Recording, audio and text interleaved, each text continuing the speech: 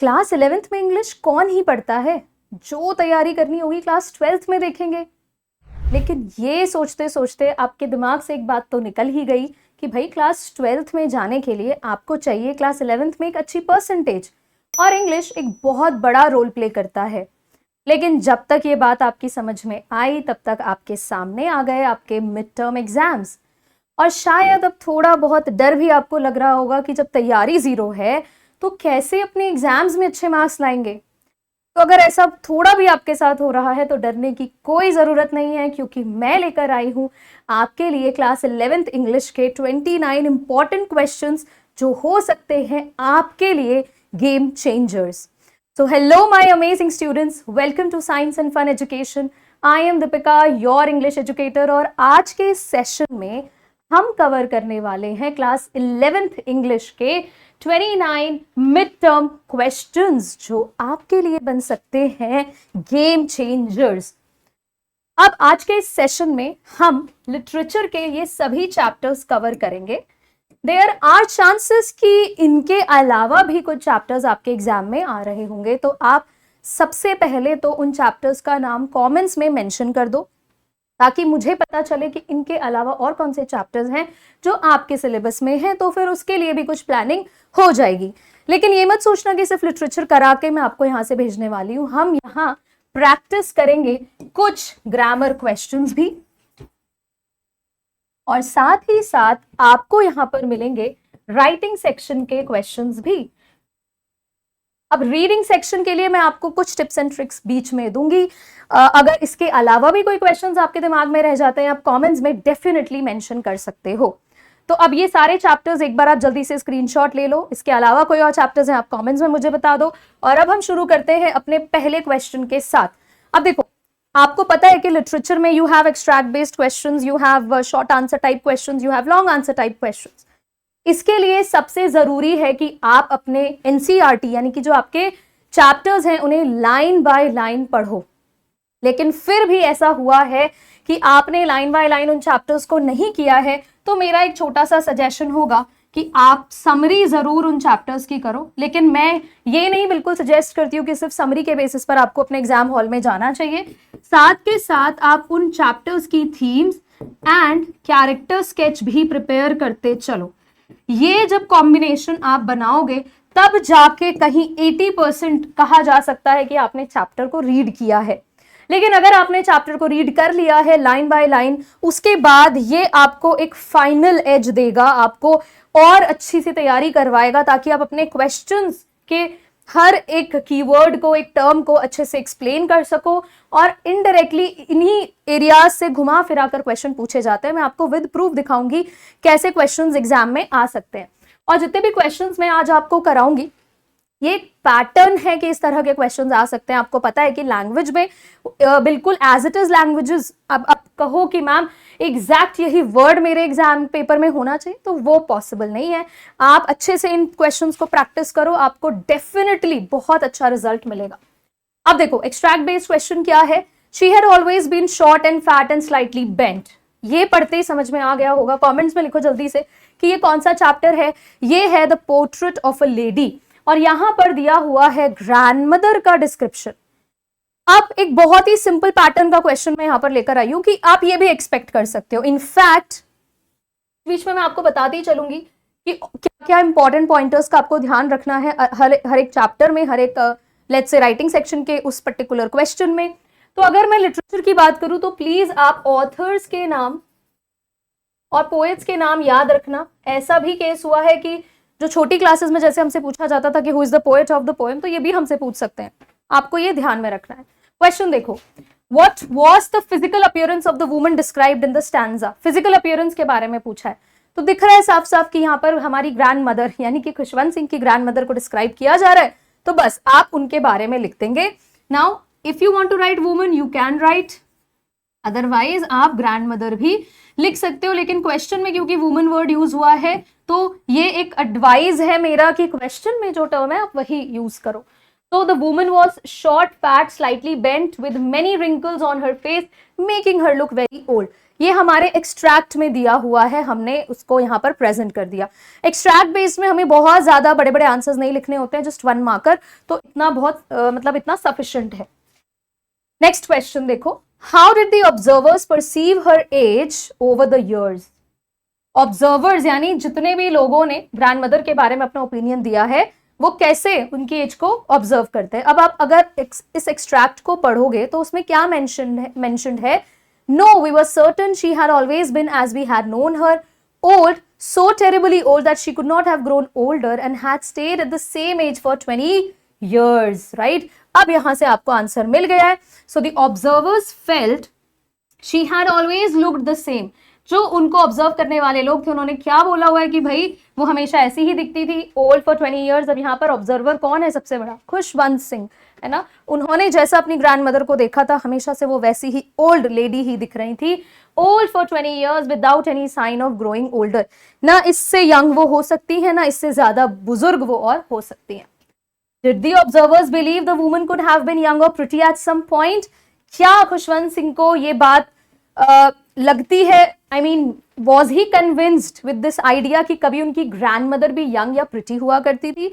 He was not, right? So इधर आप क्या आंसर लिखोगे, they believed she was never young or pretty but she always looked beautiful in her own special way. Okay, so Khushwant Singh का मानना क्या था। अब हमने यहाँ पर दे क्यों लिखा है, क्योंकि क्वेश्चन में ऑब्जर्वर्स लिखा हुआ है और डायरेक्टली खुशवंत सिंह का नाम नहीं लिखा, इसीलिए हमने अपने आंसर के सब्जेक्ट को दे करके बनाया है। अच्छा, कमेंट्स में मैं आपसे एक क्वेश्चन पूछती हूँ कि अपने इस थॉट को उन्होंने एक टर्म दिया है कि ये किस तरह का थॉट था खुशवंत सिंह के लिए, there was a specific term used. क्या आप मुझे उसका आंसर बता सकते हो? अगर बता सकते हो तो जल्दी से कमेंट्स में दे दो, फटाफट से आंसर कर दो। चलो नेक्स्ट क्वेश्चन की तरफ बढ़ते हैं। Then with eerie delicate whistle chirrup whisperings she launches away towards the infinite and the laburnum subsides to empty. कौन सी पोएम है ये? The Laburnum Top. अब क्वेश्चन देखो, what kind of sound is described at the beginning of the stanza? Stanza की शुरुआत में किस तरह के साउंड का डिस्क्रिप्शन दिया हुआ है? Whistle chirrup whisperings. ये हमें साउंड रिलेटेड एक टर्म दे रहा है, so we will use it as the answer. So the sound is soft, delicate and eerie like a gentle whistle or chirrup whisper. देखो जो साउंड है गोल्डफिंच बर्ड के entry का वो कैसा है, बहुत ही डेलिकेट, नाजुक सा, सॉफ्ट सा साउंड है। ईरी क्यों बोला? ईरी वर्ड का मतलब क्या होता है? स्ट्रेंज। अगर कोई वोकैबुलरी बेस्ड क्वेश्चन आया तो ईरी बहुत रेपिटेडली पूछा जाता है, ईरी साउंड।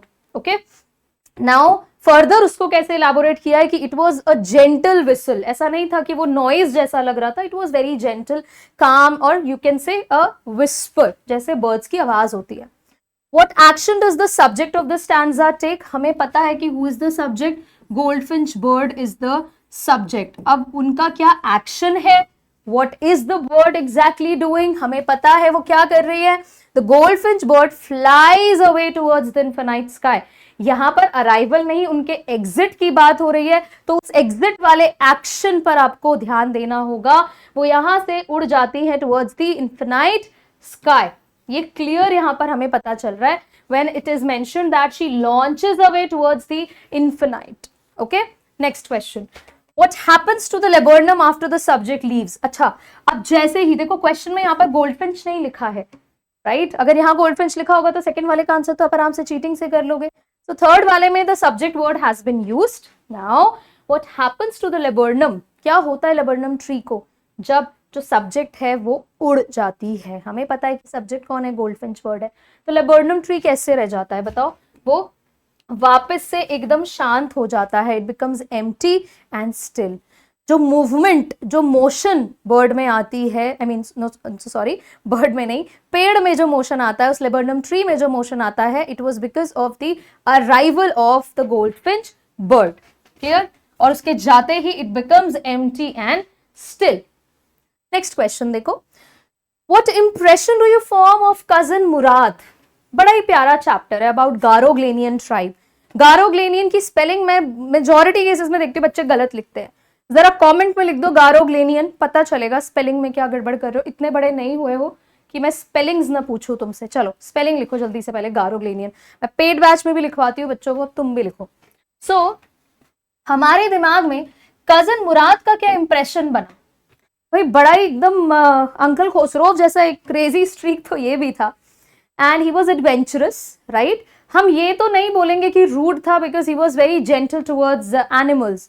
जैसे हमने रॉबिन बर्ड के साथ देखा कि किस तरह से he was healing that bird, mending the wound, right. ऐसे ही डॉग के साथ, ऐसे ही हॉर्स के साथ।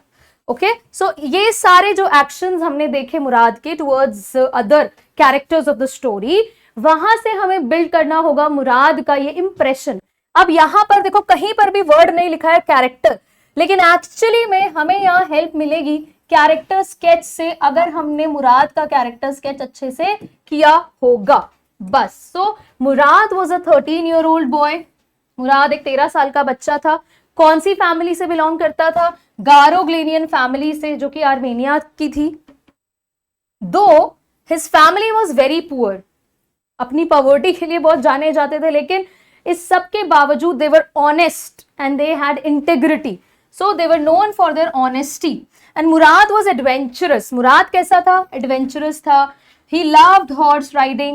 He tamed a wild horse with love. अब उसने जॉन बायरो का हॉर्स भले ही चुराया था, लेकिन जिस तरह से उन्होंने उन दोनों भाइयों ने मिलकर, मुराद एंड अरम ने मिलकर उसे टेम किया, खास करके मुराद ने, तो it shows that he loved the animals and it obeyed him. और जिस तरह से हमने देखा towards the end, he John Byro said, he revealed that the temper of the horse is in control, कि मतलब अब हॉर्स का बिहेवियर बहुत डिफरेंट है। ही सीम्स वेरी काम। ये सब कैसे हमें पता चला कि Murad was very kind towards these animals? वो हमें ऐसे पता चलता है कि एनिमल्स भी बिल्कुल अपना पॉजिटिव बिहेवियर मुराद की तरफ दिखा रहे थे। और जो चेंजेस जॉन बायरो के हॉर्स में आए, वो it was all because of Mourad. He was kind and cared for a wounded robin. Robin जो थी वो बर्ड, एक तरीके की बर्ड है। कहीं आप ये सोचने बैठ जाओ कि रॉबिन कौन सा कैरेक्टर था। Even dogs followed him quietly. He knew how to take care of the dogs. He had a way with the dogs, है ना, उसका क्लासिक एक डायलॉग था। Murad was proud of his honest family and loved animals very much. तो ये छोटे छोटे जो कैरेक्टर ट्रेट्स आपने डेवलप किए मुराद के, वो आपको यहाँ लिखना है, दैट्स इट। ऐसे ही इस चैप्टर से Aram is equally important, right. Aram is equally important. और अरम की वो बात क्या कि भाई दिस इज नॉट स्टीलिंग, ये स्टीलिंग नहीं थी। स्टीलिंग तो तब होती है, चोरी तो तब कही जाती है ना, जब वो इस हॉर्स को सेल कर देते, बट उन्होंने तो अपने एडवेंचर के लिए, अपने थ्रिल के लिए इसे यूज किया है, because Aram and Mourad they always longed to ride a horse. हमेशा से वो यही चाहते थे, but the problem was that they couldn't afford to buy one because of their poverty, right. चलो, then sleek as a lizard and alert and abrupt she enters the thickness, explain the given lines। अब यहाँ पे देखो क्या बोला है, आपको इस पर्टिकुलर लाइन को एक्सप्लेन करना है। बहुत ही प्यारी सी लाइन है, ये क्लियरली दिख रहा है, ये द लेबर्नम चॉप से है, जहां पर गोल्डफिंच बर्ड को कंपेयर किया गया है एक लिजर्ड से, राइट। एंड एज का यूज करके किया है, तो this is simile. Simile poetic devices भी आपको पता होनी चाहिए। अब इसको एक्सप्लेन करना है, तो भाई इस लाइन का देखो बहुत सिंपल सा मतलब है, कंपैरिजन किया है तो कहीं ना कहीं बर्ड को बता रहे हैं, उसकी मूवमेंट को लिजर्ड की मूवमेंट से कंपेयर किया कि जिस तरह से lizard is alert and abrupt, वैसे ही the goldfinch bird enters the tree in the same manner. So the lines describe a bird moving quickly and smoothly like a lizard. It is very alert and sudden in its movement. Alert है और एकदम sudden, जैसे एक lizard move करती है वैसे goldfinch bird move करती है। The bird flies into the thick branches of a tree without any delay. अब यहाँ पर जो ये bird है goldfinch bird, it enters into the thickets, the branches of the tree, बिना किसी delay के। The words show how fast and carefully the bird moves into the tree, as if it knows exactly where to go, making its action look natural and easy. जिस तरह से the bird enters, ये दिखा रहा है कि भैया she knows कि कहाँ उसे जाना है, और हमें पता है कि bird exactly कहाँ जा रही थी, to its chicks, है ना, अपने babies के पास। चलो अब करते हैं next question. In Marga Minko's short story, The Address, how does the author explore the theme of memory and its impact on the protagonist's sense of identity and belonging? अब ये एक लॉन्ग आंसर टाइप क्वेश्चन है। इसमें सबसे बड़ी problem आप लोगों को होती क्या है, ऐसा नहीं है कि आप इसका आंसर नहीं कर देते हो, प्रॉब्लम ये है कि आप डायरेक्टली आंसर पर जंप करते हो। हमें एक स्ट्रक्चर फॉलो करना होता है जिसमें कि है intro, main content and the conclusion, बस ये आपको फॉलो करना है। अब मैम इंट्रो कहां से बनाए, तो भाई इंट्रो के लिए यू हैव योर क्वेश्चन, इसी को स्टेटमेंट में कन्वर्ट कर दो। अब देखो ध्यान से, In Marga Minko's The Address, the author explores how memory affects the protagonist's sense of identity and belonging. कोई प्रॉब्लम आई, हमने क्वेश्चन को ही अपना इंट्रो बना लिया, सिंपल स्टेटमेंट। ऑब्वियसली आप उसको इंटरोगेटिव सेंटेंस में प्रेजेंट नहीं करोगे। अब क्वेश्चन ये पूछ रहा है कि मार्गा मिंको की जो ये शॉर्ट स्टोरी है द एड्रेस, ये कैसे प्रेजेंट करती है क्या, theme of memory. So chapter की थीम पर डायरेक्ट क्वेश्चन आया है और कैसे उसका इंपैक्ट पड़ता है प्रोटैगनिस्ट के sense of identity and belonging पर। आपने इंट्रो लिख दिया, now you will talk about the content exactly की बात क्या हो रही है। सो स्टोरी कहां से शुरू होती है, with the woman visiting the house where she left her belongings during the war. Story शुरू होती है उस एक सीन से जहां पर मिसेस डॉटर जो है मिसेस डॉर्लिंग के घर पर विजिट करती है to get all the belongings back, क्योंकि उनकी मदर ने उन्हें ये बात कही थी, वो एड्रेस बताया था number 46 right, Marconi street. So she hopes to find her lost past there. उन्हें लगा था शायद ये बिलोंगिंग्स अगर वो ले लेंगी तो उन्हें उनका बीता हुआ जो खो चुका पास्ट है वो मिल जाएगा। एज द स्टोरी प्रोग्रेसेस, जैसे जैसे कहानी आगे बढ़ती है, हम देखते हैं कि वुमन को जैसे ही वो इनकाउंटर करती है मिसेस डॉर्लिंग से, उनका आमना सामना होता है, शी रिमेंबर्स कि किस तरह के कपड़े, that green cardigan if you remember from the chapter, वो भी उनकी मदर का था। तो ये सब चीजें, ये इनकाउंटर जो है मिक्स्ड फीलिंग डेवलप करता है उनके मन में ऑफ होप एंड सैडनेस। दुख भी उन्हें बहुत होता है, क्यों दुख होता है ये अभी आगे पता चलेगा, एंड होप, क्यों उन्हें लगा था कि ये बिलोंगिंग उनको वापस मिलेगी। She feels confused and disappointed, वो बड़ी सैड होती है जब मिसेस डॉर्लिंग उन्हें बहुत कोल्डली ट्रीट करती है and tries to ignore her. वो मानने को रेडी नहीं थी that she was back, okay. And एक स्टेटमेंट से तो ऐसा लगता है जैसे she was surprised to know कि ये वापस आ गई हैं, and she doesn't seem happy about it. This makes her realise, यहां पर मिसेस एसेस डॉटर को रियलाइज होता है कि time and people have changed, कि भैया लोग भी बदल गए हैं and the past can not be recovered, right. हालांकि ये पहले इंसिडेंट में नहीं रियलाइज होता है मिसेस एसेस डॉटर को, वो सेकंड विजिट फिर से वहां पर देती है और वहां इस टाइम पर Mrs Dorling was not there, it was her daughter, जो कंपैरेटिवली वार्मथ के साथ मिसेस एसेस डॉटर को अलाउ करती है to enter into the house. और जब उस स्ट्रेंज जगह पर अपनी बिलोंगिंग मिसेस एसेस डॉटर देखती हैं तो उन्हें रियलाइज होता है कि it's better to forget it and move ahead in life.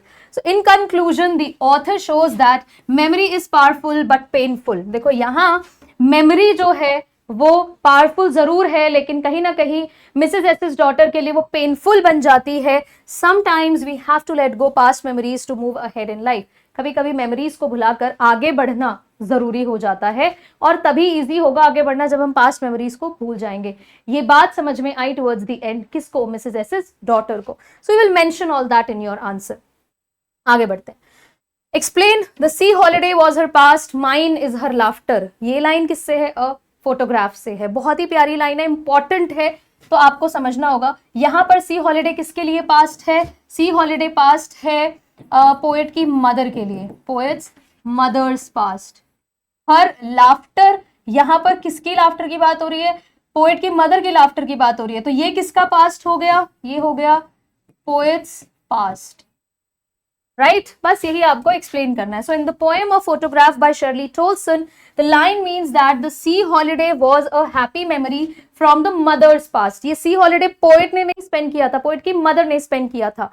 For the poet her most special memory is her mother's laughter. Poet के लिए स्पेशल मेमोरी थी उनकी मदर की laughter, even though the photograph shows an old distant moment. Photograph में एक बहुत पुराने time का मोमेंट जरूर दिखा रहा है, लेकिन the poet keeps her mother's laughter alive in her heart, keeping her close forever. Mother की लाफ्टर तो देखो अलाइव रहेगी पोएट के मन में हमेशा, बिकॉज वो उनकी मेमोरीज में है। तो अब अपने आंसर को आप इलैबोरेट इस तरह के लाइंस एंड स्टेटमेंट से भी कर सकते हो। Next question, describe the mental condition of the voyagers on 4th and 5th January and answer in the context of we are not afraid to die। ये वही चैप्टर है जहां पर कुक फैमिली एक खतरनाक एडवेंचर पर निकल पड़ती है, और ये दो डेट्स बड़ी क्रूशियल है, 4th and 5th जनवरी। इस दौरान आपसे पूछ रहे हैं कि क्या मेंटल कंडीशन थी। अब ये तो आपको अच्छे से पता है ना कि इतना स्टॉर्मी कंडीशन में कोई खुश तो नहीं होगा, obviously they will be scared, right. तो आपको कुछ ये कॉमन टर्म्स याद रखने हैं। मुझे पता है कि इस चैप्टर में प्रॉब्लम ये आती है कि मैम हम कैसे याद रखें कि कब एग्जैक्टली वेव हिट कर रही थी, ये बहुत प्रॉब्लमैटिक हो जाता है। लेकिन ये दोनों दिन जो थे बहुत क्रूशियल थे, क्योंकि सबसे ज्यादा नुकसान उनको इन्हीं दिनों में हो रहा था। तो बस आपको ये मेंशन कर देना है। So on January 4th and 5th, the voyagers were very tired after continuous pumping to remove water from the boat. 4th and 5th, ये दोनों डेट्स पर बहुत ज्यादा थक चुके थे all the crewmen, I mean the entire family।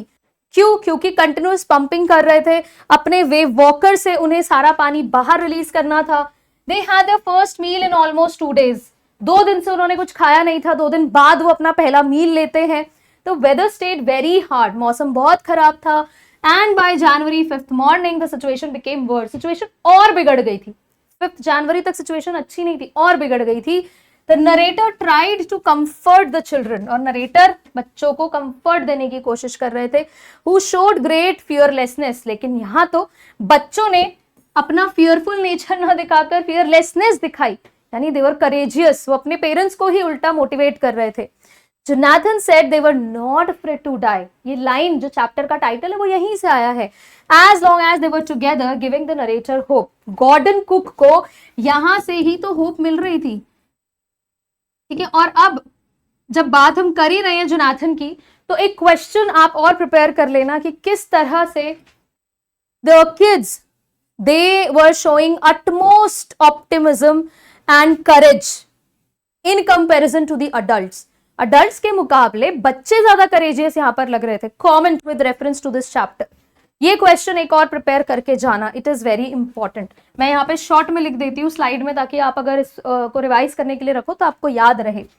Courage of the kids, बस ऐसे मैं लिख रही हूँ, आपको याद रखना है कि ये रिवाइज करके जाना है। नेक्स्ट क्वेश्चन देखो, give reason Howard Carter's investigation was resented. Howard Carter, remember, बहुत इंपॉर्टेंट नाम, किंग टट के टूम की डिस्कवरी की थी इन्होंने, लेकिन इनके इस इन्वेस्टिगेशन को लोग ज्यादा पसंद नहीं कर रहे थे, क्रिटिसाइज कर रहे थे, रिजेंटेड। क्या रीजन था इसका? देखो, no doubt Howard Carter, a British archaeologist, he was the first one to discover King Tut's tomb in the year 1922।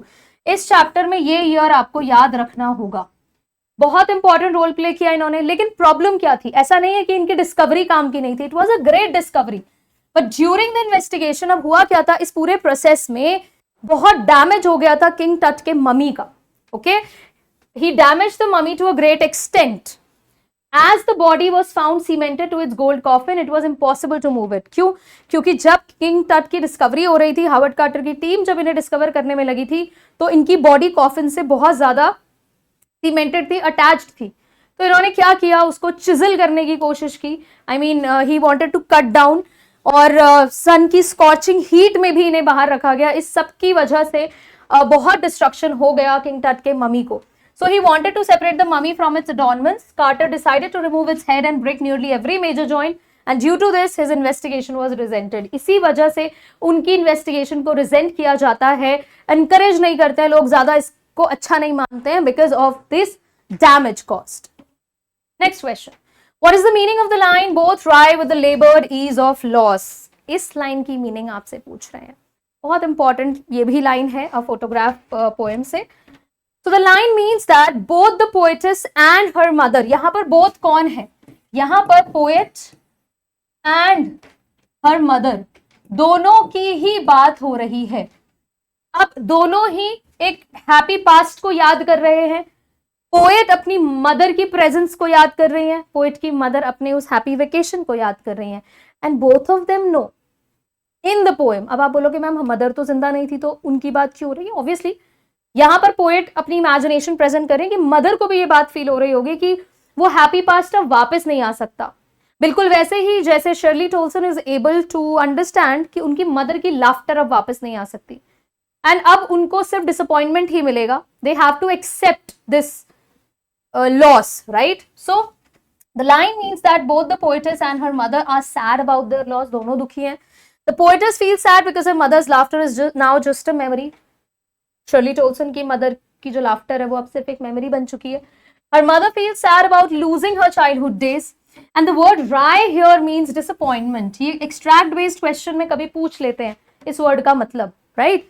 Both of them feel unhappy and upset because they have lost something precious in life. दोनों ही दुखी हैं और उनको बड़ा struggle लग रहा है, लेबर्ड ईज ऑफ लॉस, यानी कि उनके लिए ये एक्सेप्टेंस बड़ा ही स्ट्रगलिंग हो रहा है, ये बात एक्सेप्ट करना कि अब they can not get back the past life, और अब वो रिवाइव नहीं कर सकते जो कुछ भी वो खो चुके हैं। तो ये बहुत ही स्ट्रगलिंग है उनके लिए। Next question, what were the odd veg in which the author's grandmother behave just before she died. क्या ऑड तरीकों से ऑथर की ग्रैंडमदर बिहेव कर रही थी उनकी डेथ से पहले? हमें पता है क्या कर रही थी। देखो, just before her death the author's grandmother refuse to talk to them. सबसे बात करनी बंद कर दी उन्होंने अपनी डेथ से पहले। Since she had omitted to pray, omitted यानी स्किप्ड, क्योंकि उन्होंने प्रे करना बंद कर दिया था पिछली रात, क्योंकि वो अपने ग्रैंडसन के अराइवल पर होम कमिंग सॉन्ग्स गा रही थी। And beating the drum, she was thumbing the drum, the dilapidated drum. She was not going to waste any more time. और जैसे उन्हें रियलाइज हुआ तो उन्होंने सोचा कि अब मैं बिल्कुल भी अपना टाइम वेस्ट नहीं करूंगी। She ignored their protests. मना किया सबने कि ऐसा मत करो। उन्होंने क्या शुरू कर दिया? She lay peacefully in bed praying and telling the beads of her rosary. वो कंटिन्यूअस प्रे करती रही। Why? Because she felt guilty that she stopped praying just before her death. उन्होंने प्रे करना बंद कर दिया था तो उन्हें इस बात का गिल्ट था, and that is why she continued doing that. तो आप ये दोनों बातें लिखोगे। Next question, who was Howard Carter and what was his discovery. ये हमें अच्छे से पता है। हावर्ड कार्टर कौन थे? He was the man who first discovered Tut tomb in 1922। उन्होंने एग्जैक्टली क्या डिस्कवर किया था? He found 3 nested coffins of Tut. Coffins आप समझते हो ना, जिसमें मम्मी को रखा जाता है। सो 3 नेस्टेड कॉफिन था, मतलब ऐसा नहीं था कि एक लेयर थी, 3 लेयर्स थी इस तरह से। He finally reached the most famous and beautiful mummy of the world। और ये कोई मजाक नहीं था ये डिस्कवर करना, बहुत सारी टीम्स लगी हुई थी और फाइनली हावर्ड कार्टर की team was able to discover the tomb। He ran into some trouble। He cut the mummy free lest it should fall into the hands of thieves who were in search of gold। वो थोड़ी problem में फंस गए थे और उनके इस discovery को रिजेंट किया जाता है। अभी अभी हम पढ़कर आए, उन्होंने ये एक्सप्लेनेशन दिया कि भाई हमने इसीलिए कट किया क्योंकि अगर इस ऐसे ही हम रख देते बाहर तो हो सकता है कि थीव्स वो ये सारा का सारा गोल्ड जो है चुरा कर ले जाते, राइट। तो ये सब उनका डिस्कवरी का पार्ट था। Next question, to what is the bird's movement compared and what is the basis for the comparison. Bird के मूवमेंट को किससे कंपेयर किया हुआ है? हम अभी अभी ऐसा एक क्वेश्चन करके आए हैं। इनडायरेक्ट, ऐसे डायरेक्टली नहीं पूछा था, एक लाइन एक्सप्लेन करने को बोली थी, तो वहां से आप समझ सकते हो बर्ड के मूवमेंट को किससे कंपेयर किया? एक लिजर्ड से। और क्या एग्जैक्ट एक्सप्रेशन यूज किए? The poet says the bird is sleek as a lizard and alert and abrupt, right. The basis for the comparison, reason क्या है कंपैरिजन का? द बर्ड मूव्स क्विकली, क्योंकि जो गोल्डफिंच बर्ड है वो बहुत जल्दी जल्दी मूव करती है, carefully and smoothly, just like a lizard, बिल्कुल एक लिजर्ड के जैसे। It shows how fast and sharp the bird flies into the thick tree branches without wasting time। Movement को describe किया है बस। What significant event marked a turning point in the narrator's friendship with their grandmother? अब हमें पता है कि खुशवंत सिंह और उनकी ग्रैंडमदर के बीच में बहुत अच्छी फ्रेंडशिप थी। जिस तरह से grandmother used to accompany him to school, तो आपको ना एक और चीज प्रिपेयर करनी है इस चैप्टर से, द 3 phases of friendship। ठीक है, ये एक आपको प्रिपेयर करना होगा। पूछ लेते हैं, ये भी क्वेश्चन, फेवरेट क्वेश्चन है टीचर्स का इस चैप्टर से। लेकिन ये मैंने नहीं पूछा है, यहाँ पर क्वेश्चन है कि टर्निंग पॉइंट उनके फ्रेंडशिप में कब आया, कब उनकी फ्रेंडशिप एकदम बदल गई। सो ये टर्निंग पॉइंट आया जब खुशवंत सिंह और उनकी ग्रैंडमदर को सिटी बुलवाया गया, when his parents sent him to the city for education, right? The city life and the English school changed everything। His grandmother did not go with him to school। अब grandmother तो नहीं जाती थी school उसको छोड़ने के लिए, वहाँ इंग्लिश मीडियम में पढ़ाई होती थी। Now grandmother was not able to help him and she couldn't help him in his studies। She also did not like the English school। उनके अपने reasons थे, उन्हें लगता था स्क्रिप्चर्स नहीं पढ़ाए जा रहे हैं बच्चों को, म्यूजिक पढ़ाया जा रहा है, and music had lewd association, vulgar association. Lewd association की स्पेलिंग लिखो जरा जल्दी से। And after that they saw less of each other. और अब एक दूसरे को बहुत कम देखा उन दोनों ने, क्यों? क्योंकि अब एक डिस्टेंस आ चुका था, ग्रैंडमदर अपने काम में बिजी थी, काम में एज एन अब कुछ तो उन्हें करना ही था ना, so she started feeding sparrows, है ना, और अब बहुत कम इन्वॉल्व रहती थी वो खुशवंत सिंह के साथ। Next question, look at the sentences given below in a disorderly form, you have to reorder them to form meaningful sentences। ये क्वेश्चन आपके ग्रामर में आते हैं, 7 मार्क्स की ग्रामर है आपकी, जिसमें 2 नंबर का आपके पास रीऑर्डर वाले क्वेश्चंस आते हैं। नाउ रीऑर्डर के क्वेश्चंस जब हमें करने हैं तो एक टेक्निक जो आपको लगानी होती है वो क्या होती है, that you will have to find the subject first. आपको पता है सेंटेंस को जब हम स्ट्रक्चर करते हैं तो सब्जेक्ट, वर्ब एंड ऑब्जेक्ट, ये हमारा स्ट्रक्चर रहता है।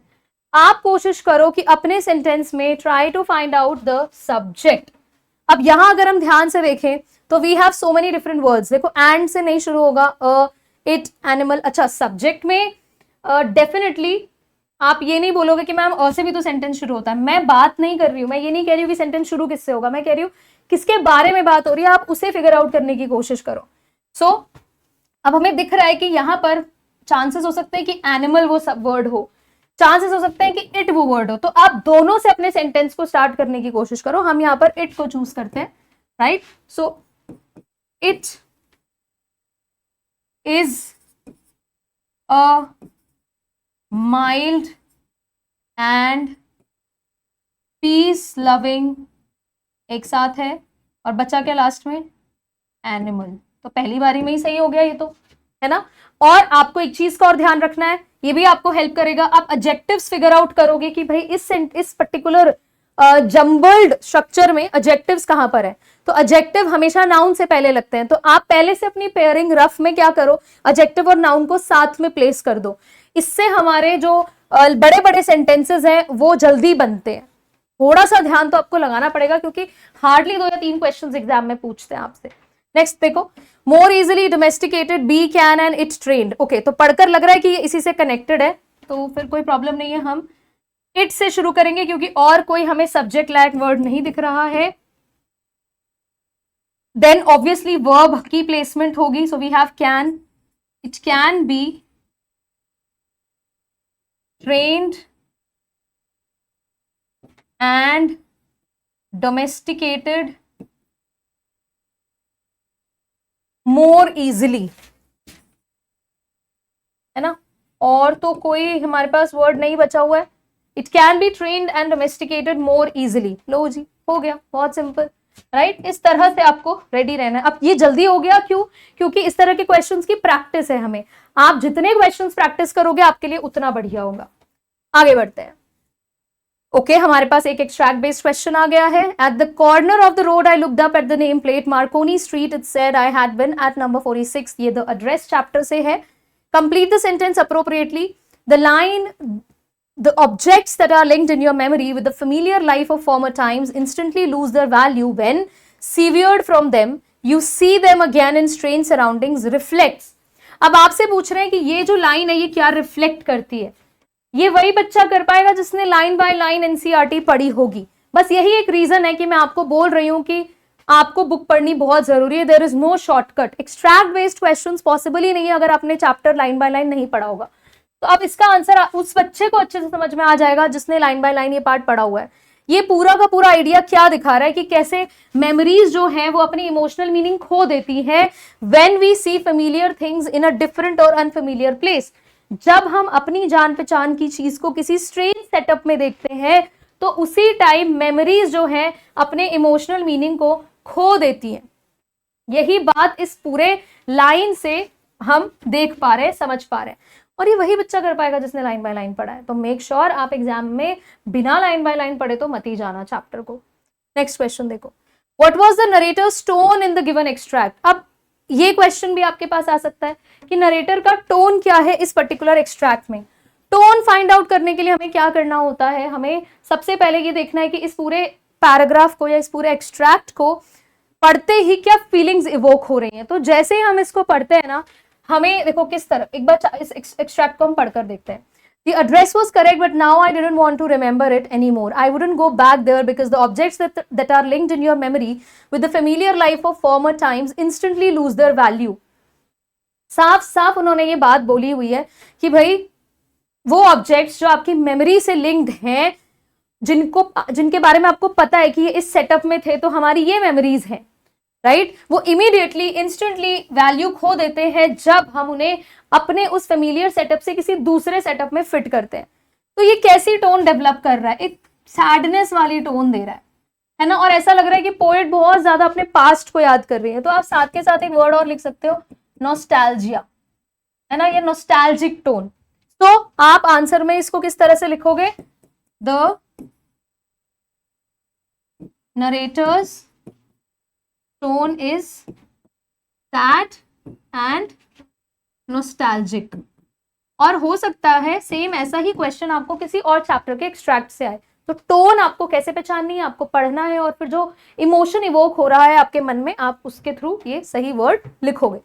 Next question, identify the poetic device used in the last line. ये रही लास्ट लाइन, कौन सी पोएटिक डिवाइस है, देखो ध्यान से, both wry with the laboured ease of loss. अब ये मत सोच लेना कि ये डब्ल्यू है, ये डब्ल्यू है तो एलिटरेशन बोल देते हैं, बिल्कुल गलत हो जाएगा, ठीक है। यहां पर हमने डब्ल्यू को साइलेंट रखा हुआ है, राय वर्ड हम प्रोनाउंस कर रहे हैं और यहां पर हम विद प्रोनाउंस कर रहे हैं, तो देयर इज अ डिफरेंस। यहां पर जो पोएटिक डिवाइस यूज हुआ है वो है ऑक्सीमोरॉन। ऑक्सीमोरॉन क्या होता है, जब हम दो ऑपोजिट वर्ड्स को एक साथ रख देते हैं जो बहुत ही डीपर मीनिंग कन्वे कर रहा है। नाउ लेबर्ड ईज, ईज का मतलब होता है कंफर्ट, और लेबर्ड वर्ड में लेबर आ रहा है तो ये कहीं ना कहीं स्ट्रगल की तरफ हिंट कर रहा है। स्ट्रगल एंड कंफर्ट दो ऑपोजिट वर्ड्स हैं, दोनों को साथ में रखा हुआ है। So this is an example of oxymoron. बहुत इंपॉर्टेंट पोएटिक डिवाइस है ये आपके एग्जाम पॉइंट ऑफ व्यू से। नेक्स्ट क्वेश्चन देखो, why do you think did the narrator call, ओ लाई हो गया ये, it's not lie, it's Ile Amsterdam, ठीक है। आपको क्यों लगता है कि नरेटर ने, गॉर्डन कुक ने ईल एम्स्टरडैम को दुनिया का सबसे सुंदर एम्स्टरडैम बोला? एम्स्टरडैम क्यों बोल दे रही हूं मैं, अरे क्या हो गया है भाई। कहने का मतलब ये है कि आपको ये क्यों लगता है कि ऑथर ने ईल एम्स्टरडैम को दुनिया का सबसे सुंदर आइलैंड क्यों बोला। देखो हो जाता है कभी कभी, है ना, तो ऐसी चीजों का बुरा नहीं मानते हैं कि मैम ने इस दुनिया का सबसे सुंदर एम्स्टरडैम बोल दिया, हो जाता है कभी कभी, है ना, स्लिप ऑफ टंग। चलो, तो अब आपको पता है अच्छे से कि ईल एम्स्टरडैम कोई बहुत सुंदर तो आइलैंड नहीं था, इतनी कोई बहुत सुंदर वेजिटेशन वहां नहीं थी, ब्लीक लैंड था बिल्कुल, इनहैबिटेंट्स भी बहुत ज्यादा नहीं थे, इतनी लश ग्रीनरी भी नहीं थी, लेकिन फिर भी उसको सुंदर बोला। क्यों, रीजन क्यों? इसका रीजन ये है because that particular piece of land provided them comfort, provided them sense of security. क्योंकि पूरा टाइम पानी में स्पेंड करने के बाद फाइनली उन्हें जितनी भी जमीन दिखी ना, वो उनके लिए सबसे खूबसूरत लैंड हो गई, राइट। बस यही आपको लिखना है। So, in We Are Not Afraid to Die, the narrator calls Eel Amsterdam the most beautiful island in the world because it became a place of hope and safety. क्योंकि उनके लिए इसी एक लैंड ने होप दिलाई उन्हें कि भाई अब वो बच जाएंगे, सेफ्टी उनको अब नजर आ रही थी after days of struggle at sea. Now during their voyage, voyage मतलब होता है journey, the family face terrible storms. हमें पता है अपने पूरे इस जर्नी में उनको कितना प्रॉब्लम सफर करना पड़ा। Huge waves and a damaged boat was there, which made them extremely tired and scared. थक चुके थे, डरे हुए थे। When they finally saw Eel Amsterdam, it appeared like a paradise to them. उनके लिए तो यही स्वर्ग बन गया।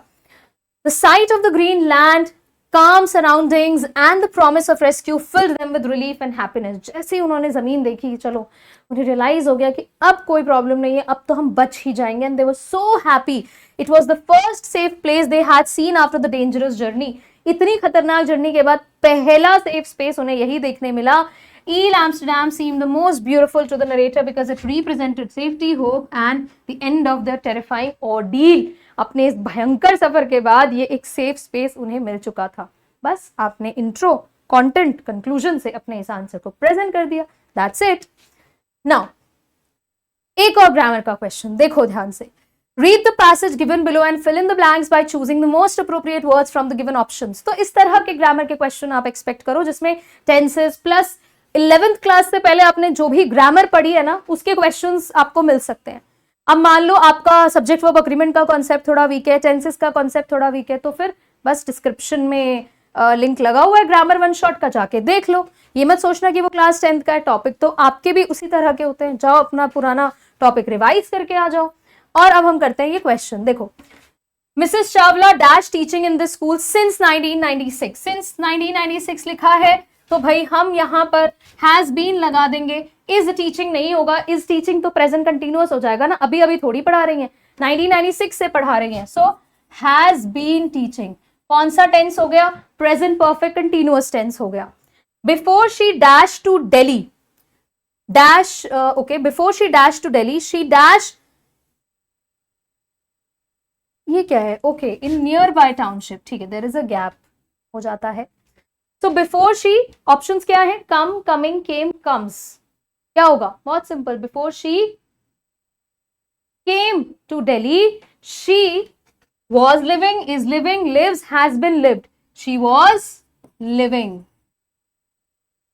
क्या बोल रहे हैं कि भाई दिल्ली आने से पहले, यानी कि एक पास्ट का इवेंट डिस्क्राइब हो रहा है, तो हम कैसे कोई प्रेजेंट का वर्ड लिख सकते हैं, कमिंग नहीं लिख सकते क्योंकि इसके लिए हेल्पिंग वर्ब चाहिए, कम्स नहीं लिख सकते क्योंकि प्रेजेंट की बात ही नहीं हो रही है। सो हमारे पास क्या आ गया, before she came to Delhi she was living in nearby township, वो कहाँ रह रही थी, वो nearby टाउन में रह रही थी। she had dash experience at that time, अब हमारे पास ऑप्शन में है little, no, any, some, तो भाई उनके पास तब बहुत कम एक्सपीरियंस था, so she had little experience at that time, right? सो इस तरह के क्वेश्चंस आप एग्जाम में एक्सपेक्ट कर सकते हो, और अगर जरा भी डाउट है इन क्वेश्चंस के कॉन्सेप्ट में, डिस्क्रिप्शन में लिंक है, जाकर देखो, आपको बहुत हेल्प मिलेगी। Next question, the author's grandmother was a religious person, what are the different ways in which we come to know this, answer in the context of the portrait of a lady. Khushwant Singh की grandmother जो थी ना, she was a religious lady, मतलब वो बहुत ज्यादा devotional थी, and उनको गॉड पर बहुत फेथ था, रिलीजियस पर्सन। ये हमें कैसे पता, क्या खुशवंत सिंह ने ये बात बोली है, बिल्कुल बोली है, लेकिन बहुत सारे ऐसे भी एक्शंस थे ग्रैंडमदर के जो इस बात को प्रूव करते हैं, तो आपको वो पॉइंट्स लिखने हैं जो बात ये प्रूव होती है। सबसे पहला, she used to tell the beads of her rosary, right, ये हो गया। किस तरह से वो चाहती थी that her grandson should learn the scriptures, या जो भी वो म्यूजिक, रिलीजियस म्यूजिक गाती थी, बाय डिफॉल्ट उनका जो ग्रैंडसन है वो याद कर ले, कोशिश पूरी होती थी उनकी, राइट? तो ये छोटे छोटे इंस्टेंसेस आप प्रेजेंट करोगे। So in the portrait of a lady by Khushwant Singh, the author's grandmother was a religious lady with a kind heart, लिख दिया, स्टेटमेंट बना लिया। Now she moved around the house telling the beads of her rosary, ये लो आ गया, and her lips constantly moved in inaudible prayer, उनके lips constantly move करते रहते थे, उनकी प्रेयर सुनाई नहीं देती थी, इट वॉज इनऑडिबल, लेकिन पता था कि ये प्रेयर गा रही हैं। She said her morning prayers in a sing song manner, वो अपनी मॉर्निंग प्रेयर जो है गुनगुनाती रहती थी, इस उम्मीद से, hoping that her grandson would learn them, कि भाई खुशवंत सिंह भी कुछ सीखेंगे। एंड खुशवंत सिंह इसको मोनोटोनस सिंग सॉन्ग बोलते हैं, है ना, मोनोटोनस सिंग सॉन्ग, चैप्टर में एक वर्ड है। Every day she accompanied him to school and sat in the temple, Khushwant Singh को स्कूल छोड़ने जाती थी और खुद टेम्पल में बैठकर स्क्रिप्चर्स पढ़ती थी। Reading holy books for our scriptures, holy books, ये क्या दिखा रहा है, she was a religious lady, she believed in God and scriptures and was unhappy. एक और बात इस आइडिया को प्रूव करती है, वो क्या बात है, जब ऑथर स्कूल जाने लगे वो बहुत दुखी हुई कि भाई उन्हें गॉड एंड स्क्रिप्चर्स के बारे में नहीं पढ़ाया जा रहा है, साइंस वगैरह के बारे में पढ़ाया जा रहा है। Gradually she recited prayers through out the day, पूरा पूरा दिन प्रेयर्स गाती थी, और इनफैक्ट उनकी डेथ से पहले भी उन्होंने अपना पूरा फोकस शिफ्ट कर लिया था on prayers and counting beads, turning away from family conversations. उन्हें कोई इंटरेस्ट नहीं था अपनी फैमिली के साथ किसी तरह के कॉन्वर्सेशन में। तो आपको इसमें पूरा चैप्टर का समरी नहीं लिखना, you will have to highlight the points जहां से ये प्रूव हो रहा है that she was a religious lady, that's it, कोई समरी की जरूरत नहीं है यहाँ पर। Next question, how does the story suggest the optimism helps to endure the direst stress, कौन सी स्टोरी की बात हो रही है यहाँ पर? यहाँ पर बात हो रही है we are not afraid to die की। मैंने इस क्वेश्चन में रेफरेंस नहीं लिखा चैप्टर का, वो सिर्फ इसीलिए because I want you to recall कि एग्जैक्टली ये कौन सा चैप्टर है। ऑप्टिमिज्म होता है पॉजिटिव बिलीफ, कि भाई अगर हम इस चैप्टर को पढ़ें समझें तो एक बात हमें अच्छे से समझ में आती है कि अगर हमारे थॉट्स पॉजिटिव हैं तो किसी भी एक्सट्रीम लेवल का स्ट्रेस होना हम उसे पार कर जाएंगे। ये इस चैप्टर से हमें बढ़िया से सीखने को मिलता है। बस अब उसी पर आपको पूरी बात लिख देनी है। अब इसमें आप क्या करोगे, इसमें आप हर एक कैरेक्टर का इन्वॉल्वमेंट लिखोगे, किस तरह से Gordon Cook was working hard, बच्चों की बात लिखोगे, गॉर्डन कुक की वाइफ की बात आप लिखोगे, क्रूमैन ने उतना ही सपोर्ट किया। तो पूरी फैमिली का जो कलेक्टिव एफर्ट था, उनका जो पॉजिटिव बिलीफ था, वो आप यहाँ पर मेंशन करोगे। So the story suggests that optimism certainly helps to endure the direct stress. अब ध्यान से देखो, हमने क्वेश्चन से ही एक सिंगल स्टेटमेंट बना के इंट्रो दे दिया, अब देखो इसको प्रूव करना है। The behavior of the 4 adults during crisis shows it clearly. चारों अडल्ट का जो बिहेवियर था वो इस बात को क्लियरली कन्वे करता है। अब एक एक करके सबके बारे में बताना है। Larry vigil and herb sizzler, ये कौन थे? ये 2 क्रूमैन थे। As the mighty waves smashed the deck, वो स्ट्रॉन्ग वेव्स, माइटी वेव्स जब शिप के पूरे डेक को डिस्ट्रॉय कर रही थी, water entered the ship through many holes and openings, water enter कर गया। Right from the evening of January 2, Larry and herb started pumping out water. January 2 से उन दोनों क्रूमैन ने वाटर पंप करना शुरू किया। Continuously they were working excitedly, feverishly, they were not stopping. Excitedly, feverishly, use these words. 36 hours तक उन्होंने continuous काम किया और इसका रिजल्ट क्या था कि अब शिप में कुछ सेंटीमीटर पानी ही बचा था। राइट तो आपने इनका कंट्रीब्यूशन लिखा। अब वो क्यों पंप कर रहे थे? ये सोचकर तो नहीं कर रहे होंगे कि हम मर जाएंगे, हम नहीं बचेंगे, होपफुल थे इसीलिए कर रहे थे। So you will explain it. The narrator did not lose his courage. अब हम गॉर्डन कुक की बात करेंगे, उन्होंने भी हिम्मत नहीं हारी, अपने प्रेजेंस ऑफ माइंड का यूज किया, इम्प्रोवाइज कर रहे थे इतनी सारी चीजें, उनके पास बहुत सारा सामान था जो इधर उधर बह चुका था पानी में, but still he was working hard.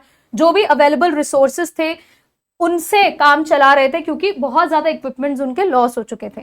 His self-confidence and practical knowledge helped them to steer out of storm and reach the Ile Amsterdam. अगर हम उनकी वाइफ की बात करें, वो भी व्हील पर बनी रही, स्टीयर वो करती जा रही थी इन क्रूशियल आवर्स में, while her husband was working hard to save his family. और फिर बच्चों की बात करें, the young kids showed extreme courage by motivating the elders. बच्चे भी मोटिवेट कर रहे थे, ऐसा नहीं था कि वो परेशान कर रहे थे अपने पेरेंट्स को, they were equally participating. Right so इस तरह से आप सारे कैरेक्टर्स का कंट्रीब्यूशन लिखोगे अगर ये क्वेश्चन एग्जाम में आता है। Next question, I was in a room I knew and did not know, says the narrator in the story The Address. Now what prompted her to make this observation? Mrs S's daughter जब second visit Mrs Dorling के घर पर अपना देती हैं, जहां पर Mrs Dorling was not available. कौन थी? मिसेज डॉर्लिंग की बेटी। And she welcomed her warmly, बड़े प्यार से वो वेलकम करती है। She was not like her mother. लेकिन जैसे ही Mrs S's daughter reached and entered into the house, उस जगह पर उनकी जो बिलोंगिंग जिस केयरलेस मैनर में रखी गई थी ना, शी इमीडिएटली रिमार्क्ड, उन्होंने ये लाइन बोली। क्या बोली? मैं एक ऐसे रूम में हूं जहां पर मुझे पता तो है मेरी बिलोंगिंग्स के बारे में, but I did not know. She felt detached, वो सेम फीलिंग्स नहीं, उनको वाइब नहीं मिल रही थी उन चीजों से। क्यों? क्योंकि वो एक अनफेमिलियर सेटअप में थी। मान लो कि उन्होंने वो हानुका कैंडल्स को देखा, जिस मैनर में वो रखी गई थी, अपने घर में वो वैसे नहीं रखती थी उन्हें, तो उनकी सेटअप बहुत स्ट्रेंज लग रहा था और वो डिटैच्ड फील कर रही थी अपने ही सामान से। बस यही आपको लिखना है। So the narrator found herself in the midst of things she was familiar with and which she did not want to see again. तो नरेटर यहाँ पर किन चीजों के बीच में थी? ऐसी चीजों के बीच में थी जिन्हें वो पहचानती जरूर थी, लेकिन अब वो उन्हें दोबारा देखना नहीं चाहती थी। However, she found them in a strange atmosphere. बहुत ही strange atmosphere में वो उन्हें नजर आए, जहाँ हर चीज एक tasteless manner में रखी गई थी। The ugly furniture and the muggy smell created the feeling that she didn't know the room. वहां की जो स्मेल थी, वहां की जो वाइब थी, इसने और एड ऑन कर दिया, which made her believe that she didn't know the room. उसके लिए ये पूरा environment he, including the belongings, became unfamiliar. Next question. The Address is a story about a human's plight after a conflict. Of course, it is. मार्गा मिंको ने जो ये chapter present किया है ना, देखो उन्होंने एग्जैक्ट वॉर पीरियड नहीं दिखाया है, वो तो सब करते हैं। मेजॉरिटी राइटर्स आपको जो मिलेंगे वो वॉर वाले पीरियड को डिस्क्राइब करते हैं। यहां पर उन्होंने ह्यूमन प्रेडिकामेंट दिखाया है, राइट। उन्होंने पोस्ट वॉर सिनेरियो दिखाया है कि चलो वॉर जैसी चीजें जब खत्म हो जाती है फिर क्या होता है लोगों के साथ, ये उन्होंने एक्सप्लेन किया है। तो बस आपको वही पूरा का पूरा, एक तरह से देखा जाए तो द एड्रेस का समराइज्ड वर्जन प्रेजेंट करना है, प्लस मिसेज एस's डॉटर की फीलिंग्स को आप यहां पर दिखाओगे।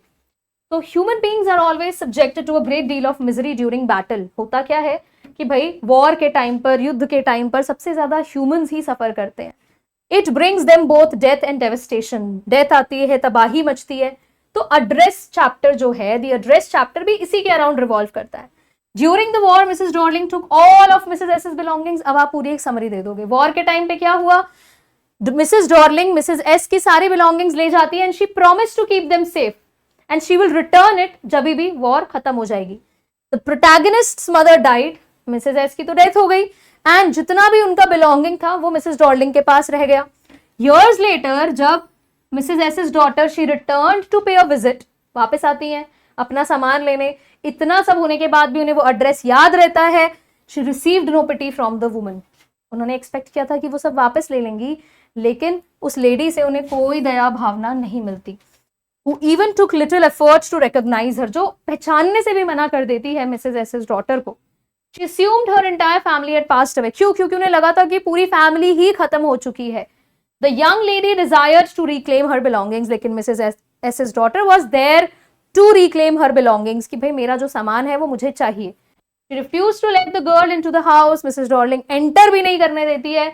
She appeared to be a woman which, woman who lacked human feelings। ऐसा लग रहा था जैसे this lady she lacks human feelings, मतलब इतना तो यार पत्थर भी पिघल जाए, लेकिन Mrs. Darling she seemed an arrogant version। As a result, the battle also affected the humanity in people and not just physical destruction। तो देखो ऐसा नहीं है कि सिर्फ जान जाती है लोगों की, कितना ये लोग स्ट्रगल करते हैं वापस। अगर मैं कहूँ वॉर से बचकर निकलने के बाद एक्चुअल सफरिंग शुरू हो जाती है लोगों की। So it is presented in the chapter. तो एक क्विक समरी हम यहाँ से दे सकते हैं। नेक्स्ट क्वेश्चन देखो। A.R. Williams says King Tut is in death as in life, moving regally ahead of his countrymen। How far do you agree with the assertion and why? A.R. Williams ने एक line बोली है आपके इस chapter में, king टट वाले chapter में, कि नो डाउट कि जब किंग टट जिंदा थे वो वैसे भी सबसे आगे थे, डेथ के बाद भी वो सबसे आगे रहे। इसका रीजन क्या है? इसका एक ही रीजन है कि भाई किंग टट became one of the first mummies जिनका सीटी स्कैन हो रहा था। तो चाहे डेथ हो गई हो, चाहे वो मम्मी बन गए हो, लेकिन अभी भी वो अपने बाकी लोगों से कई गुना आगे चल रहे थे। तो I agree with A.R. Williams statement about King Tut. आप ऐसे शुरू करोगे, even in death King Tut moves regally because his tomb, treasures and mummy show his royal status and importance. ये थोड़ा सा आपने कुछ चीजें और एड ऑन कर दी, क्योंकि आपको वर्ड लिमिट भी तो मेंटेन करनी है। The way he was buried with riches and honors reflects the respect of his people and he was the first to be scanned। ये सबसे इंपॉर्टेंट आंसर है, सबसे इंपॉर्टेंट लाइन है। बाकी चीजें डेफिनेटली जब वो जिंदा थे तो भाई ही वॉज अ किंग, है ना, और इसीलिए उनको बरी भी बहुत सारे रिचेस एंड ट्रेजर के साथ किया गया। इस मामले में वो आगे रहे, लेकिन स्कैन होने वाले सबसे पहले मम्मी किंग टट ही बने। इस वजह से भी वो आफ्टर डेथ भी सबसे आगे रहे। Next question, why does the narrator mention Uncle Khosrow, which characteristic features of the man are highlighted. Now बोल रहे हैं कि नरेटर ने अंकल खोसरोव को क्यों मेंशन किया है, बहुत ही इंपॉर्टेंट कैरेक्टर, और कौन से कैरेक्टरिस्टिक फीचर उनके यहाँ पर हाईलाइट किए गए हैं। So cousin Murad seemed to inherit the crazy streak of Uncle Khosrove. ये चैप्टर में बात आई है कि देखो मुराद का जो नेचर है ना, it is very similar to Uncle Khosrove's nature, दोनों एक जैसे ही हैं लगभग।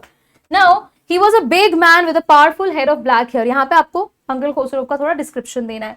अ big man with a powerful head of black hair, very large moustache, he was quite furious in his temper, गुस्सा बहुत जल्दी आता था, इरिटेबल, इम्पेशेंट, शॉर्ट टेम्पर्ड आप बोल सकते हो।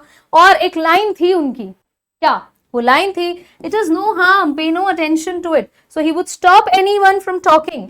किसी को भी बोलते बोलते चुप करा सकते थे सिर्फ ये एक लाइन बोलकर। Right, next question. अब हमने जितने भी क्वेश्चंस किए वो आपके लिटरेचर के क्वेश्चंस थे। Now we will proceed with some questions based on your writing section. अब देखो राइटिंग सेक्शन में आपके पास आता है पोस्टर, आपके पास आता है एडवर्टीजमेंट, आपके पास आता है स्पीच राइटिंग, और आपके पास आता है डिबेट राइटिंग। इसके अलावा कुछ और है तो वो आप मुझे कमेंट्स में बता दो, लेकिन हम ये चारों टॉपिक्स को यहीं पर कवर करेंगे। सबसे पहला देखो क्या है, you are the environmental club leader at Greenfield high school Delhi. Your school is organizing an awareness campaign on the importance of saving water. Now you have to prepare a poster for the campaign. आपको एक poster बनाना है उस campaign के लिए. अब बच्चे सोचते हैं हम पोस्टर बनाना है तो हम ड्राइंग अच्छी अच्छी बना देते हैं, बस काम खत्म हो जाएगा. बेटा ये इंग्लिश का पोस्टर बनाना है, तो इसमें आपकी क्रिएटिव आइडियाज लगेंगे. आपको कुछ डूज एंड डोंट्स, कुछ पॉइंटर्स, अपने अच्छे स्लोगन्स, कुछ कैची पॉइंटर्स डालने पड़ेंगे. राइट, आप एक दो कुछ इमेजेस बना सकते हो. Keep it in a box. मैं आपको एक सैंपल दिखाऊंगी इसका, और इससे हम समझेंगे कि देखो एग्जैक्ट हमारा कैसा आंसर होना चाहिए. तो अगर आप इस पोस्टर को देखो, आपसे कोई नहीं बोल रहा है कि आपको कलर करना है, इतना टाइम नहीं होता है हमारे पास एग्जाम में. सेव वाटर है तो आप सिंपली एक ड्रॉप बना सकते हो. आप इस तरह से हैंड्स दिखा सकते हो. नहीं बन रहा है कोई बात नहीं, एक ड्रॉप बना दो, बस that's it. the main point is that you will have to mention some ideas, some quotes. ठीक है, कुछ ऐसा लिखना पड़ेगा. अब यहाँ पे देखो, save water save life, every drop counts, ऐसे शॉर्ट पॉइंटर्स आपको देने होंगे. Water is precious, reduce wastage to protect life, fix leaks, use water wisely. आप चाहो तो ये राइमिंग भी बना सकते हो, ये तो आपकी क्रिएटिविटी है. और बहुत ज्यादा बड़े बड़े सेंटेंसेस नहीं, आपको बहुत ज्यादा ग्रामर पर फोकस नहीं करना है. Keep it short, keep it simple, और कैची जरूर होना चाहिए. Join the water conservation campaign, contact, ये आपने अपने तरफ से दे दिया. अब जरूरी नहीं है सिर्फ वाटर पर ही आए. You have so many topics जो आजकल आपके पोस्टर मेकिंग में बन सकते हैं. आपको बस इन बातों का ध्यान रखना है कि पोस्टर ड्राइंग वाला इज डिफरेंट दैन इंग्लिश वाला पोस्टर. आपको सिर्फ ड्राइंग पर फोकस नहीं करना. You will have to provide some points. इसमें तो और भी कम है, थोड़ा और हम ऐड कर सकते हैं. ठीक है, अगर आप चाहो बहुत बड़े बड़े सेंटेंसेस नहीं बनाओगे, शॉर्ट पॉइंटर्स आप बनाओगे जिसमें कि you can mention your do's. If you want to mention don'ts तो वो भी लिख दो. और बहुत ही crisp points, you can make these bullet points. जैसे 3 डूज लिख दिए, 3 डोंट्स लिख दिए. इस तरह से आप अपने पोस्टर को कंप्लीट करोगे. ठीक है, नेक्स्ट क्वेश्चन देखो. Principal Sunrise Global School Agra requires a receptionist for her school. अब ये एक एडवर्टीजमेंट का क्वेश्चन है. आपको एक सूटेबल सा एडवर्टीजमेंट ड्राफ्ट करना है और इसे हम क्लासिफाइड एडवर्टीजमेंट बोलते हैं. अब आपको बोला गया है that you are principal of Sunrise Global School और आपको चाहिए एक रिसेप्शनिस्ट. ठीक है, आपको चाहिए एक रिसेप्शनिस्ट. तो अब आपको तैयार करना है एक advertisement, not more than 50 words, right. And आपको सारी नेसेसरी डिटेल्स देनी है, क्वालिफिकेशन की, एक्सपीरियंस की, जो भी जरूरत होती है. तो इसके लिए एडवर्टीजमेंट का क्या पैटर्न है? सबसे ऊपर आपको लिखनी होगी हेडिंग. सबसे ऊपर आपको लिखनी होगी हेडिंग. अब जो भी रिक्वायर्ड वन शॉट्स हैं आपके राइटिंग सेक्शन को लेकर, वो सब मैं डिस्क्रिप्शन में अटैच करवा दूंगी. इन केस आपको प्रॉब्लम है, you need a lot more questions to practise, वो सब आपको लिंक्स मिल जाएंगे. आप डिस्क्रिप्शन चेक करना, आपको लिंक्स मिलेंगे, वहां से आप और प्रैक्टिस कर सकते हो. आप फॉर्मेट रिवाइज कर सकते हो, क्योंकि जरूरी नहीं है क्वेश्चन सिर्फ रिसेप्शनिस्ट की हायरिंग पर आए. क्वेश्चन किसी पर भी आ सकता है. आपको किसी भी तरह का एडवर्टीजमेंट बनाने बोला जा सकता है. अब यहां भी सेम ही पैटर्न रखना है. You don't need to focus on grammar here. Short sentences जो डिटेल ओरिएंटेड हो, सारी नेसेसरी डिटेल्स दे रहे हो. जैसे यहां पर देखो, हमें क्योंकि रिक्वायरमेंट है, किसी की वैकेंसी है हमारे पास, तो सिचुएशन वेकेंट हम लिखेंगे. लेकिन मान लो ये एडवर्टीजमेंट रिसेप्शनिस्ट अगर लिखेगी, उसको जॉब चाहिए, तो फिर यहाँ पर क्या होगा? सिचुएशन वांटेड हम कर सकते हैं. तो ऐसे ही पूरा अलग अलग हेडिंग जो है वो हो जाता है. मान लो कि आपको अपना रूम रेंट पर देना है, तो रूम फॉर रेंट आप लिख सकते हो. आपको अपना रूम सेल के लिए देना है, तो रूम फॉर सेल, ऐसे भी आप लिख सकते हो. इट्स फाइन, कोई दिक्कत नहीं है. और भी तरीके होते हैं. अगर आपको चाहिए तो आप एकोमोडेशन वांटेड भी लिख सकते हो. It is up to you, right. अब देखो इसको कैसे शुरू किया गया. Required one receptionist for Sunrise Global School Agra. आपने बहुत सिंपल तरह से बात रख दी. फिर आपने बताया क्वालिफिकेशन क्या होनी चाहिए. मिनिमम किसी भी सब्जेक्ट में ग्रेजुएशन होना चाहिए, गुड कम्युनिकेशन स्किल्स होना चाहिए, और 1 से 2 साल का रेलेवेंट एक्सपीरियंस होना चाहिए. रिम्यूनरेशन यानी कि सैलरी कितनी रहेगी, बेस्ट इन द इंडस्ट्री. आप चाहो तो डायरेक्टली सैलरी का अमाउंट भी मेंशन कर सकते हो. Interested candidates may send their CVs by courier or speed post to principal Sunrise Global School Agra, and ये सारी चीजें आपने लिख दी. Now important is कि आपको कांटेक्ट करने वाला इंसान का नाम लिखना होगा, मोबाइल नंबर मेंशन करना होगा, राइट. तो और मेक श्योर कि it is enclosed in a box. ये सबसे जरूरी है. इसके मार्क्स होते हैं, फॉर्मेट के अपने मार्क्स हैं, तो you have to maintain the format. Next question. Consumerism is increasing day by day. Now, luxuries of yesterday have become necessities of today. The result is that the more we want, the more miserable we become. Write a debate in 150 to 100 words on the only way to minimize human suffering and pain is to control our needs. अब देखो यहाँ पर आपको theme दे दिया एक कि ये idea है, इस पर आपको डिबेट लिखनी है ना। अब डिबेट क्या होता है, डिबेट और स्पीच में यही डिफरेंस है। डिबेट में आप टॉपिक के फेवर में भी लिख सकते हो, टॉपिक के अगेंस्ट में भी लिख सकते हो। स्पीच में हम ऐसा नहीं करते हैं, स्पीच थोड़ा सा बैलेंस्ड रहता है। अगर आपको क्वेश्चन में लिखा हुआ है डायरेक्टली कि आपको फेवर में लिखना है तो फिर तो आप बाउंड हो, आप अगेंस्ट में नहीं लिखोगे, आपके सारे पॉइंट्स फेवर में होंगे। लेकिन अगर आपको कुछ भी नहीं लिखा है तो ये आपके ऊपर है कि आप अगेंस्ट में लिखना चाहते हो या फेवर में। तो यहां से एक क्वेश्चन मैं आपको होमवर्क में दे रही हूं कि आपको ना क्या करना है, फेवर में लिखना है इस क्वेश्चन के। और डिबेट की ऐसी कोई पर्टिकुलर फॉर्मेट नहीं है कि आपको डेट लिखना है, आपको एड्रेस लिखना है, आपको बॉक्स बनाना है, सब कुछ नहीं है। You will have to focus on the content, right. तो बस आप एक इंट्रो दोगे, मैं आपको जो आंसर दिखाऊंगी वो अगेंस्ट में लिखा हुआ है ताकि आपको हेल्प मिल सके। इस तरह के टॉपिक्स के अगेंस्ट में लिखना थोड़ा मुश्किल होता है। टॉपिक एक्चुअली में किस पर है कि the only way to minimise human suffering and pain is to control our needs, कि भाई हमें अपनी इच्छाओं को थोड़ा सा कंट्रोल में रखना होगा। इतना हम लोग कंज्यूम कर रहे हैं चीजों को कि भाई हमारी डिजायर्स ही खत्म नहीं हो रही है, राइट। इस पर आप फेवर में आपको लिखना है कि आप इस आइडिया को सपोर्ट करते हो, अगेंस्ट में मैं लिखकर आपको दे रही हूं कि भाई मैं इसके सपोर्ट में नहीं हूं। तो आप कैसे शुरू करेंगे, देखो, respected chairperson, teachers and my dear friends, I am Navtej और नविता, गर्ल्स नविता लिखेंगे, बॉयज नवतेज लिखेंगे, and I stand against the motion. Debate में आपको शुरू में मेंशन करना होगा, फेवर में हो तो आप लिखोगे I stand favour, sorry I stand in favour of the motion, ऐसे। अगर आप अगेंस्ट में हो तो आपको लिखना होगा आई stand against the motion that, ये जो आपका टाइटल दिया हुआ है, ठीक है। आपको फेवर में लिखना है तो आप यहां पर लिखोगे I stand in favour of the motion, clear. अब अगेंस्ट में आपको अपने पॉइंट्स प्रेजेंट करने हैं। डिबेट में ये जरूरी है, इनफैक्ट हर तरह के राइटिंग सेक्शन में जरूरी है कि आप अपने ट्रांजिशन वर्ड्स का यूज करो, ट्रांजिशन वर्ड्स का यूज करो, बहुत इंपॉर्टेंट है।